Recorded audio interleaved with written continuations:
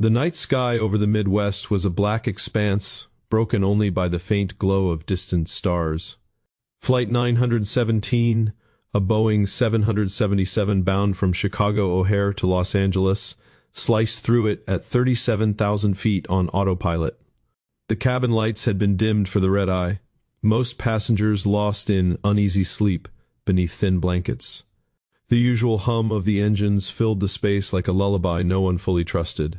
In seat 23A, near the right wing, Michael Reeves sat motionless. 36 years old, dark hair cut short, a plain navy sweater over a collared shirt. The kind of man who blended into any crowd. His 8-year-old daughter, Sophie, slept curled against his shoulder, her small hand still clutching the edge of a blanket patterned with faded airplanes. Her breathing was soft and even, undisturbed by the gentle turbulence that rocked the fuselage every few minutes. Michael glanced at his watch. The second hand swept past the 12. No announcement from the cockpit in over 20 minutes. No update on their position over Iowa. The flight attendants had vanished behind the forward galley curtain.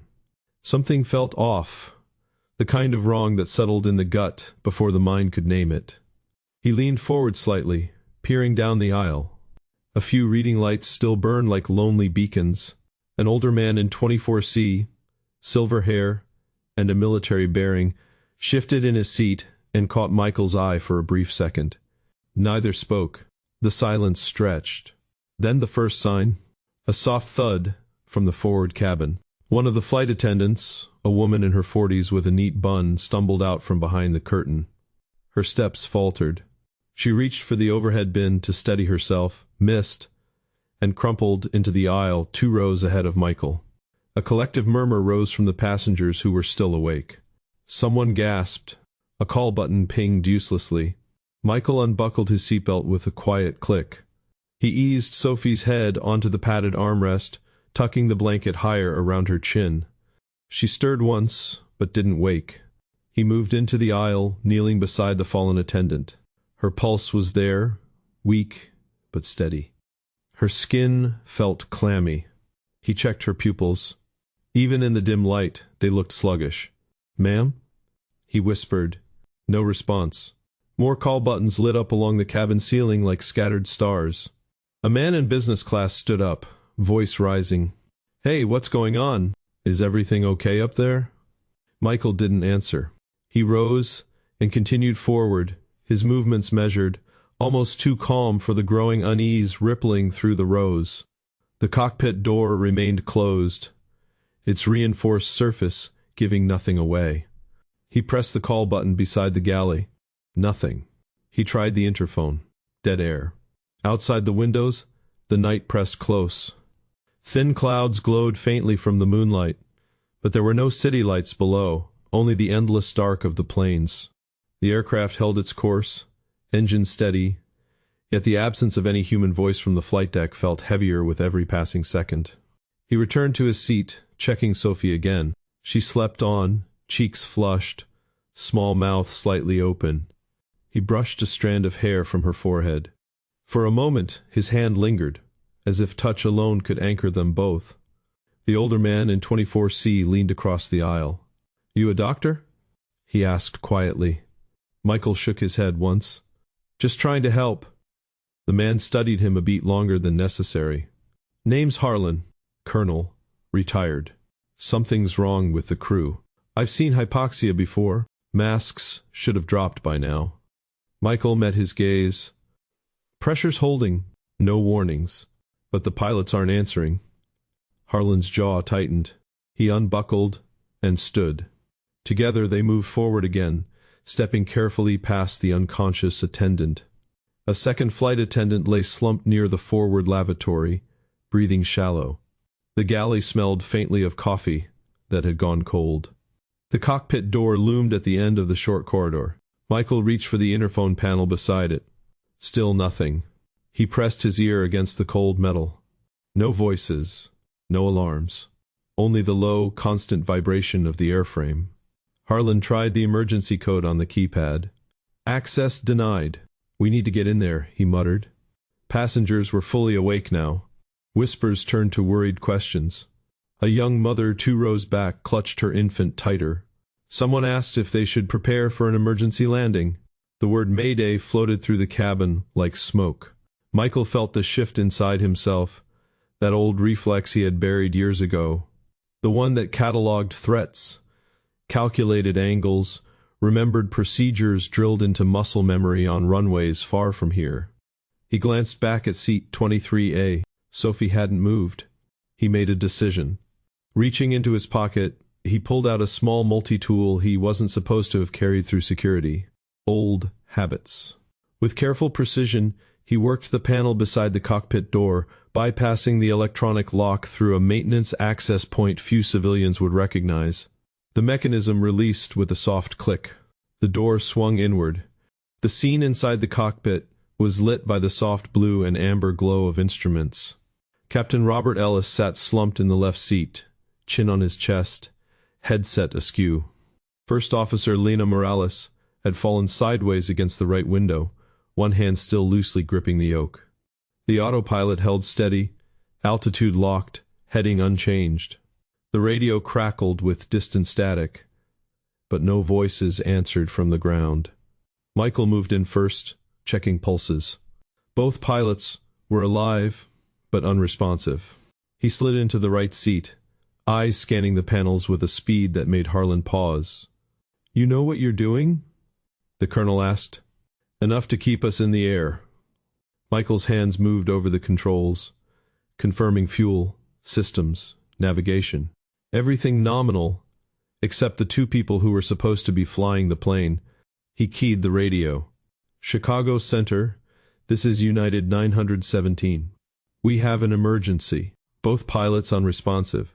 Request immediate vectors and priority handling." Silence. He tried again. "Chicago Center, United 917, do you copy?" The frequency remained dead. Not jammed. Simply absent.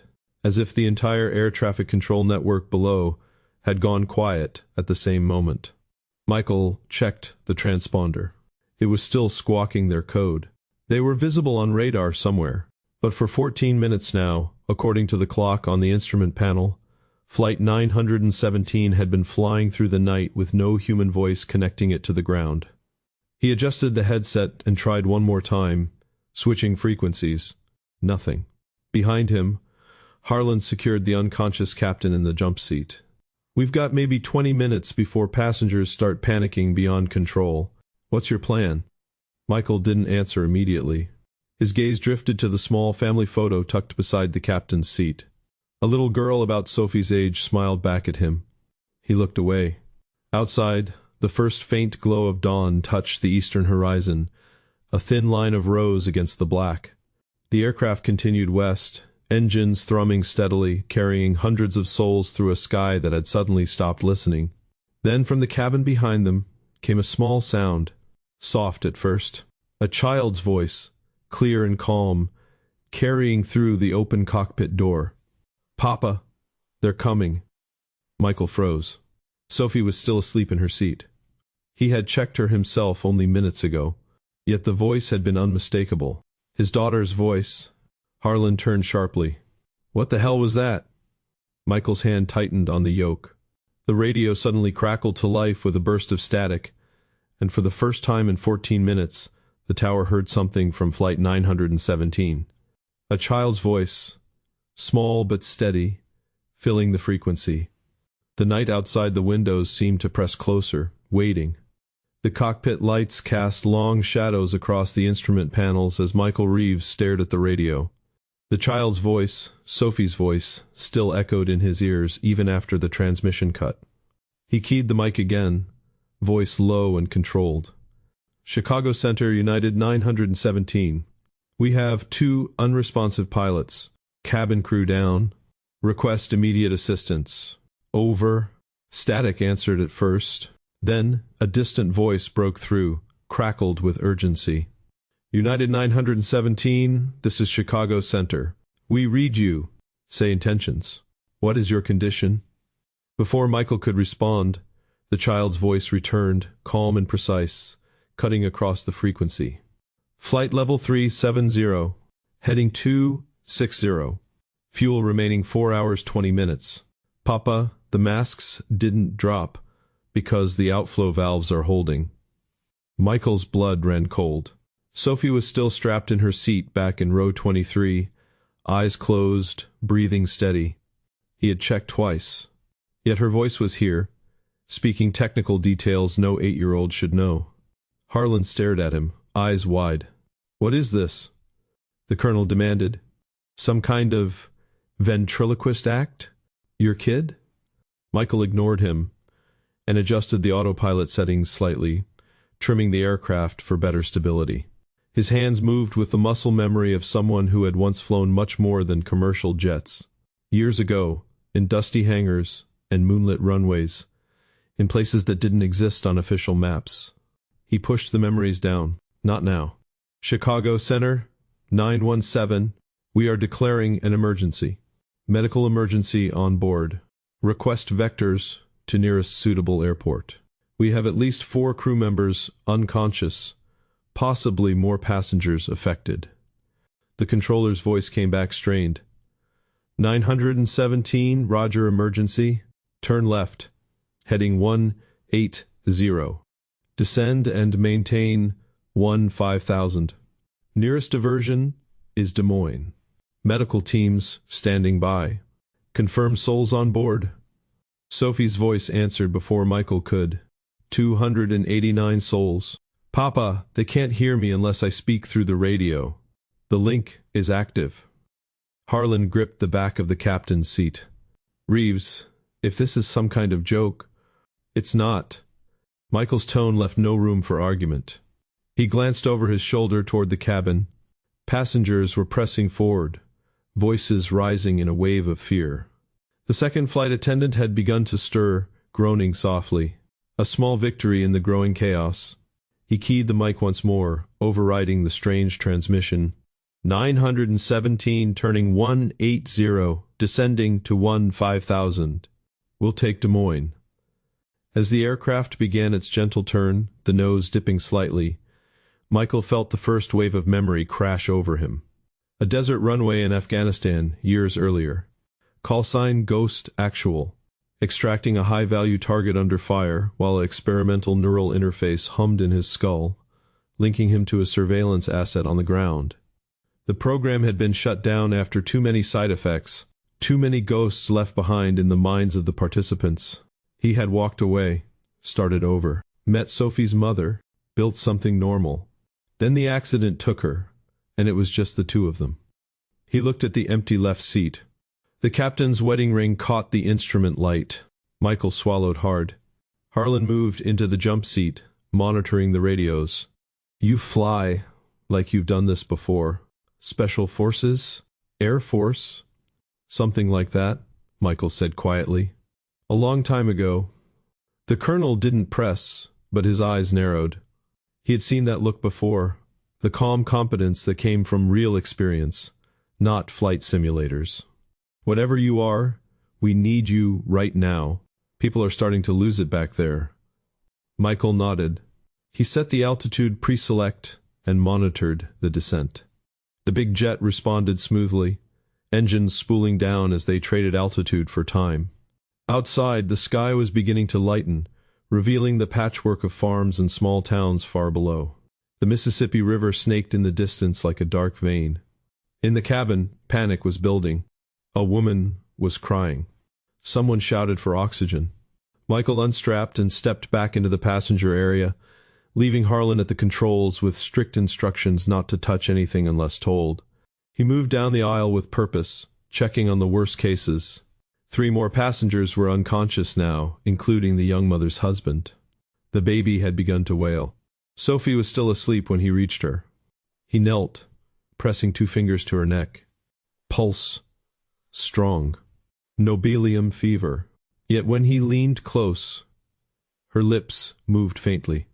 A whisper only he could hear. "They put it in me when I was born, Papa. The same thing they put in you, so you wouldn't be alone." Michael's hand trembled for the first time. He pulled her blanket higher and whispered back, voice breaking. "Stay with me, kiddo. Just stay asleep. I've got you." He stood and addressed the cabin as best he could, voice carrying over the growing noise. "Everyone, listen. We have an emergency. The pilots are ill, but we're descending and diverting to Des Moines. Help is coming. Stay in your seats. Remain calm. If you feel dizzy, sit down and breathe normally." His words helped for a moment. The retired colonel backed him up, using his own authoritative tone to settle the rows. But Michael could see the fear in their eyes. They wanted answers. They wanted someone in charge who looked official. He returned to the cockpit. Harlan had the radio. "Center says we've got fighter escort vectoring in. They want to know who's flying this thing." Michael took the mic. "This is Michael Reeves, passenger, former military. I have the aircraft. Tell them we need paramedics ready for possible chemical or pressure-related event." The controller acknowledged, but Sophie's voice cut in again, clearer now, almost adult in its precision. "Papa, the second payload is in the avionics bay. Forward electronics compartment. Timer started when the pilots went down. 14 minutes was only phase 1. Michael's stomach dropped. He glanced at Harlan, who looked ashen. "You hearing this too?" The colonel nodded slowly. Kid's voice, coming through the radio like she's sitting in the damn jump seat. Michael made his decision.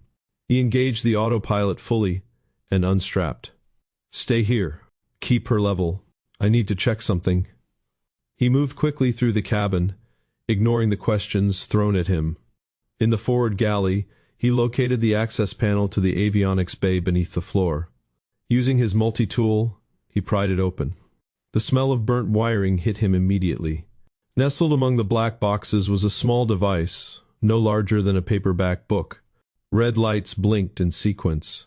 He recognized the design immediately. Black Project.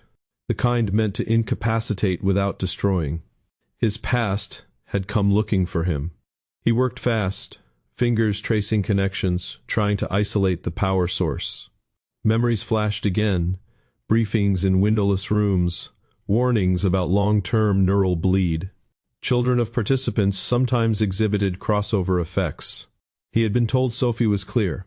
They had all been lied to. Back in the cockpit, Harlan's voice rose. "Reeves, the fighters are here. 2 F-16s off our wing. And the tower. They're saying the child's voice is being recorded on every frequency. They think it's a hostage situation." Michael sealed the panel as best he could and returned forward. Sophie's voice came through the speakers once more, soft and urgent. "Papa, you have to choose. Shut it down, and the link breaks forever. Or let it run, and I can help you land this. But they'll know what you are, what the first am." He sat back in the right seat, hands on the yoke as the aircraft leveled at 15,000 feet. The fighters held formation, their presence both reassuring and ominous. Dawn had broken fully now, painting the Iowa fields in gold and green. Harlan watched him closely. "Whatever your story is, son, it's time to tell it. That little girl's voice just saved us from turning the wrong way 10 minutes ago. But people are scared, and whatever's in that bay is still counting down." Michael looked out the window at the escort fighters, then back toward the cabin where his daughter slept. Innocent and extraordinary at once. The weight of every classified mission, every silenced report, every night he had checked on her breathing and wondered if his past would one day cost her everything. It all settled on his shoulders. The radio crackled again. This time, Sophie's voice spoke directly to him, bypassing the tower entirely. "Papa, they're coming for us now. The ones who made the link. They're already on the ground waiting." Michael closed his eyes for a single heartbeat. When he opened them, the man who had tried so hard to disappear was gone. In his place sat someone far more dangerous, someone who knew exactly what had to be done. The Boeing 777 continued its descent toward Des Moines, escorted by fighters, carrying a secret that had just woken up 30,000 feet above the American heartland. The fighters stayed glued to the wings like silver shadows as Flight 917 descended through 15,000 feet. Michael's hands moved across the center console with practiced certainty, silencing non-essential warnings and configuring the aircraft for landing. The autopilot disengaged with a soft chime. He took manual control. The yoke felt familiar in a way that hurt. Des Moines approach, 917. We're descending through 12,000. Request straight in for the longest runway. We have injured on board and a device in the avionics bay. Do not scramble bomb teams yet. I can neutralize it. The controller's voice came back tight. 917, Roger. Runway 13 available. Emergency equipment rolling. Be advised, federal authorities are en route. They want to speak with the child transmitting on frequency. Michael didn't answer. Sophie's voice returned instead, steady over the speakers. Papa, the device has a dead man switch. If you cut the wrong wire, it vents halothane into the cabin. Everyone sleeps permanently. I can see the wiring through the link. Harlan gripped the seat rail. This is insane. How is she doing that? Michael ignored the question. He keyed the cabin interphone. Flight attendants, if any of you are conscious, secure the cabin for landing. Brace positions in 2 minutes. His voice carried the weight of command now. No hesitation. He banked the big jet gently, lining up with the distant runway. The F-16s peeled away as they dropped lower, handing off to tower frequency. Ground rushed up faster than it should. Michael fought the urge to flare too early. The 777 was heavy, engines still at cruise thrust settings. He pulled power, deploying speed brakes. The aircraft shuddered. In the cabin, passengers braced. Some prayed. Others cried quietly. Sophie slept on, small chest rising and falling. Michael spoke to her through the link, not the radio. The words formed in his mind, pushed through the same neural bridge that had betrayed them both. Hold on, baby. Daddy's got this. Her response came back as another calm transmission. Flaps 30. Gear down. VREF 142 knots. The bad men are at the airport. 3 of them. They worked with you in 2017. Ghost Actual. The name hit like a slap. Ghost Actual. His old call sign, buried deeper than any official record. Harlan overheard the transmission and stared. You're him? The one from the Kandahar extraction? The ghost pilot who flew that stolen MiG out with the defector? Michael didn't confirm. He didn't need to. The 777 crossed the threshold.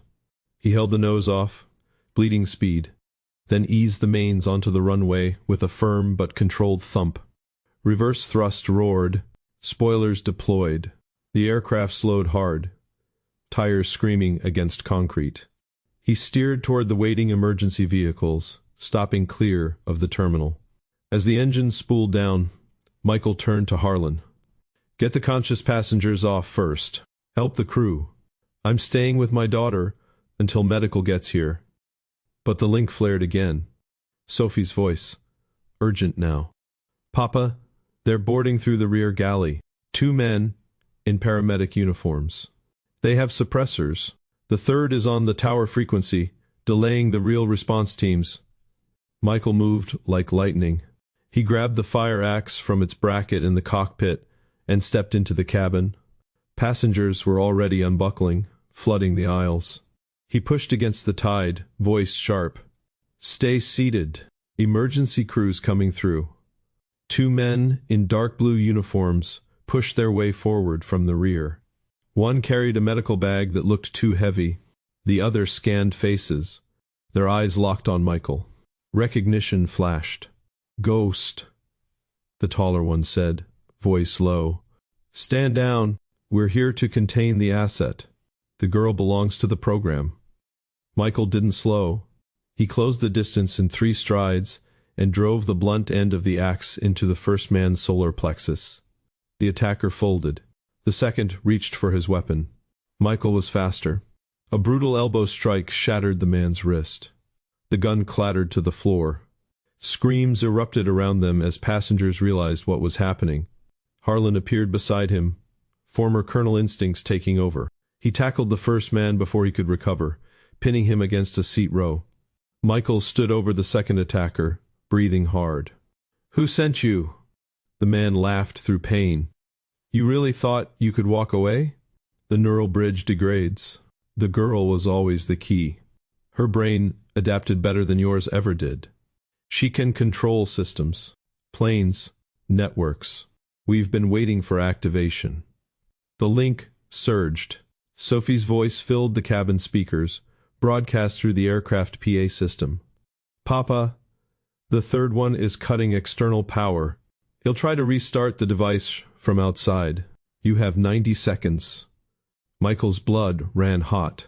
He zip-tied the two attackers using seatbelt extenders, then sprinted toward the rear galley. Passengers parted for him now, awe replacing fear. A flight attendant who had just regained consciousness stared as he passed. "Who are you?" He didn't answer. Outside on the tarmac, the third operative worked at an open access panel beneath the fuselage. Michael burst through the rear door, dropping the 8 feet to the ground and rolling. He came up running. The man turned, pistol raised. 2 shots cracked. Michael felt the burn across his left arm but kept coming. He tackled the operative hard, driving him into the landing gear. They fought in silence. Brutal, efficient, the kind of fighting taught in rooms without windows. Michael disarmed him, then pressed the man's own gun under his chin. "Call off the rest," Michael growled.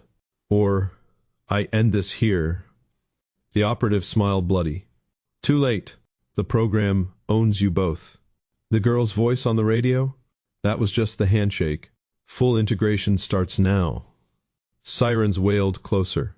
Real emergency teams. FBI vehicles. Michael looked up. The tower lights flashed. Sophie's voice came through every radio on the field, calm and childlike. "This is Flight 917. My papa is Ghost Actual. He saved us. But the bad men want to take me away. Please help." The words carried across the airfield. Ground crew froze. Pilots in the terminal stared at their headsets. The entire airport had just heard an 8-year-old girl identify one of the most classified operators in recent history. Michael dragged the third operative toward the gathering authorities. His arm bled freely now. Pain sharpened his focus. Harlan emerged from the aircraft stairs, supporting Sophie in his arms. She was finally awake, blinking in the morning light, looking small and confused. "Papa?" she called, voice her own again. Not through radios. Just a scared little girl. He dropped the prisoner and ran to her. She reached for him, tiny hands clutching his sweater.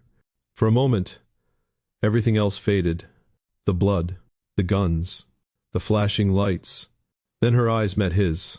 And through the link, still faintly active, came her real voice inside his head. Clear, terrified, knowing. "They put something in both of us, Papa. I remember now. The men in white coats. The tests. They said you'd forget. But I didn't." Michael held her tighter. The FBI agents approached cautiously, weapons drawn but lowered. They had heard everything. The colonel, the passengers filming on phones, the tower recordings. His hidden life was no longer hidden. A senior agent stepped forward. "Michael Reeves, or should I say, Ghost Actual. You're going to need to come with us. The girl, too." Michael looked at Sophie. She buried her face in his neck. The device in the avionics bay had gone silent, neutralized. But the real threat had only begun. Far beyond the airport perimeter, another frequency opened. A voice from his past spoke quietly into a secure line. "Asset activated. Ghost Actual and the bridge are in play. Begin Phase 2. The tarmac at Des Moines buzzed with emergency lights and raised voices. Michael Reeves stood with Sophie clutched against his chest, her small arms wrapped tight around his neck. Blood from the graze on his arm soaked through his sweater and onto her blanket. FBI agents formed a cautious semicircle, their hands near holstered weapons. Behind them, paramedics worked on the unconscious pilots and passengers being carried off the 777. Harlan stood a few feet away, watching everything with the sharp eyes of a man who understood chain of command and its limits. "Mr. Reeves," the lead agent said, voice steady but firm. "We need both of you to come with us. There's a secure facility nearby. We'll get that arm looked at and figure out what the hell is happening here." Sophie lifted her head. Her eyes, usually bright with questions about clouds and airplanes, now carried a weight far beyond her years. "Papa, they're scared of us. The link is getting stronger. I can feel more of them coming." Michael set her down gently, but kept one hand on her shoulder. He looked at the agents. "You heard her voice on every radio. You know what that means. There's a program, one your agency's probably funded once. It was supposed to be shut down. Clearly, it wasn't." The agent's jaw tightened. "We can talk about that later. Right now, we have a crime scene and 280 people who just lived through something impossible. Let's get you both safe." A new transmission crackled across the airfield radios, loud enough for everyone to hear. Not Sophie's voice this time. A cold mechanical tone. "Ghost, actual. This is Control. You have 30 minutes to deliver the bridge asset to the designated extraction point. Fail to comply and we release the secondary payload across the airfield. Every aircraft, every responder, halothane derivative, they will not wake up." Sophie gasped. Michael pulled her close again. The threat was real. He recognized the voice modulator from old operations. Someone high up in the program had survived the purge. Chaos erupted. Agents shouted into radios. Tower controllers scrambled. Ground crew ran for cover. One of the F-16 pilots who had escorted them in taxied closer, canopy still open, watching the unfolding drama. Michael made his choice. He looked at the lead agent. "You have cuffs? Good. Put them on me. But leave my daughter with the paramedics. She's innocent in this." "No!" Sophie cried, gripping his shirt. "I can stop it. The link goes both ways. I can reach their system if you get me close to the tower. But I need you to fly again, Papa. One more time." The emotional weight hit Michael like turbulence. This was his little girl, the one who still believed airplanes were magic, and asked him every night if clouds felt soft. Now she spoke of neural bridges and secondary payloads with terrifying clarity. He knelt in front of her, ignoring the blood and the guns pointed in their direction. "Sophie, listen to me. I spent years running from this so you wouldn't have to carry it.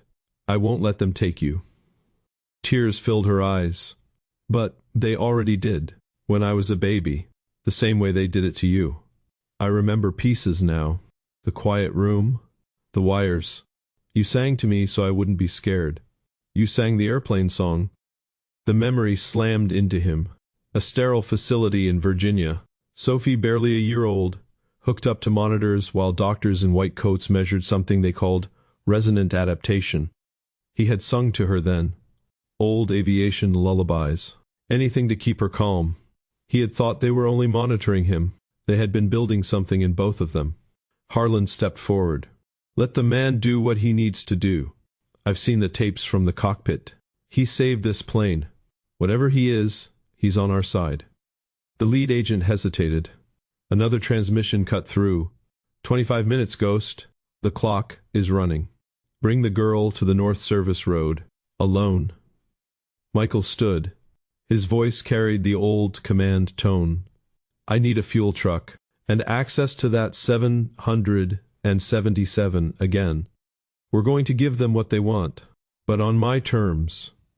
The agents protested. Michael ignored them. He looked at Sophie. "You trust me?" She nodded, small and brave. "Always." They moved fast. Michael was allowed back onto the aircraft with Sophie and 2 agents. He worked the radios, his voice steady as he negotiated with the unseen control. "I'm bringing her, but I'm flying her out myself. No one else touches her. You want the bridge? You get it active in the air where I control the variables." A pause. Then Control answered. "Accepted. We have assets waiting at the alternate field, 30 miles north. Divert there after takeoff. Any deviation, and the airfield payload releases." Michael taxied the 777 alone with Sophie in the jump seat behind him. The agents stayed on the ground, weapons trained but helpless. Harlan had convinced them this was the only play. The big jet rolled down the runway, engines spooling up. Michael rotated smoothly. The aircraft climbed into the morning sky, leaving the chaos of Des Moines behind. Once airborne, Sophie's voice filled the cockpit again, not through the radio but directly through the link. Stronger now. They're tracking us. 3 ground teams. 1 helicopter. Papa. Their system is old. I can reach it if you let the link open fully. Michael's hands tightened on the yoke. What happens if you do? I see everything. Their servers, their escape routes. But it might break something in me. Or in you. The doctors said full integration could cause permanent bleed. The altitude tape climbed through 10,000 feet. Michael set a heading north as instructed. Below, the Iowa fields gave way to rolling hills. He thought of all the nights he had watched Sophie sleep, promising himself he would keep her safe from his past. Now his past demanded her as payment. Open it, he said quietly. Whatever it takes. The link surged. Sophie cried out, a sharp sound of pain. Michael felt it too. A flood of data, images, coordinates, classified files, names of handlers, locations of black sites, and worse, the realization that the program had never stopped. They had been watching Sophie for years, waiting for the right trigger. "Papa," she whispered through the pain, "I see the helicopter. They're going to force us down. But I can make their instruments fail. If I do, I might not remember you after." The doctors said memory bleed is common in children. Michael's vision blurred, not from pain. From something deeper, love and terror collided in his chest. This was the impossible choice. Let the program take her and live with the knowledge that she would become their weapon. Or let her burn out her mind trying to save them both, losing the little girl who loved drawing airplanes and asking why the sky was blue. He reached back with one hand. She grabbed it tightly. "Do it," he said, voice breaking. "Save us, but come back to me, Sophie. Fight to remember." The 777 shuddered as Sophie pushed through the link. On the ground, the pursuing helicopter's instruments went dark. The pilot cursed, fighting to maintain control. Ground teams lost GPS signals. Servers in a distant facility began wiping themselves. Michael turned the aircraft hard, breaking the agreed heading. He dove toward a small civilian airfield, one not on any program grid. "Mayday, Mayday. This is United 917. We are declaring final emergency. We need immediate landing clearance. Systems failing." Sophie's voice grew faint over the link. "Papa, I'm tired. They're pulling hard. I don't know if I can hold it." The aircraft descended rapidly. Michael fought for every foot of altitude, trimming, adjusting, talking to his daughter the entire way. "Stay with me, baby. Remember the airplane song. Remember how we used to watch them land at LAX. You always waved." He sang it then, voice rough, the old lullaby. Sophie's breathing steadied slightly.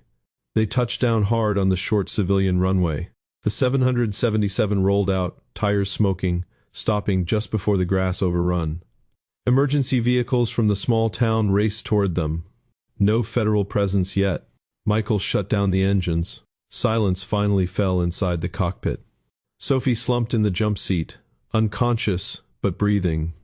Michael unstrapped and gathered her into his arms. He carried her down the stairs onto American soil, bloodied, exhausted, identity fully exposed to the world. For the first time in years, Ghost Actual felt truly seen, and utterly broken. As local sheriffs and paramedics surrounded them, a final transmission came through the 777's radio. Control's voice, furious now. "This isn't over, Ghost. The bridge belongs to us. We will come for her. And when we do, you won't be able to hide anymore." Michael held his daughter tighter as the sun climbed higher. The impossible decision had been made. They had survived the flight. But the war for Sophie's mind, and for whatever remained of his own soul, had only just begun. The small airfield outside Ames, Iowa smelled of cut grass and jet fuel. The Boeing 777 sat tilted slightly on the narrow runway, its massive wings casting long shadows in the late morning sun.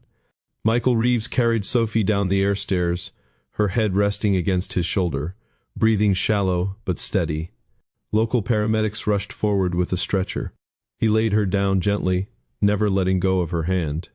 "Sir, you're bleeding," one of them said. Michael barely heard. He watched as they checked her vitals, started in 4, and covered her with a warm blanket. Around them, county sheriffs formed a loose perimeter, while a handful of local news vans gathered at the distant fence line. Word had already spread. The plane. The child's voice. The man who flew it home. Harlan appeared beside him, jacket draped over his arm. The retired colonel looked older in the daylight. "They're trying to keep the feds out for now. Bought us maybe an hour. You did good up there, son." Michael nodded once. His left arm throbbed where the bullet had grazed it. Blood had dried on his sweater in dark patches. He watched the paramedics wheel Sophie toward an ambulance. "She saved us all. Not me." A quiet moment settled over the airfield. The kind that comes after chaos when the engines finally stop, and the only sound is wind moving through grass. Michael climbed into the ambulance with her. The doors closed. Sirens stayed off as they drove the short distance to the county hospital.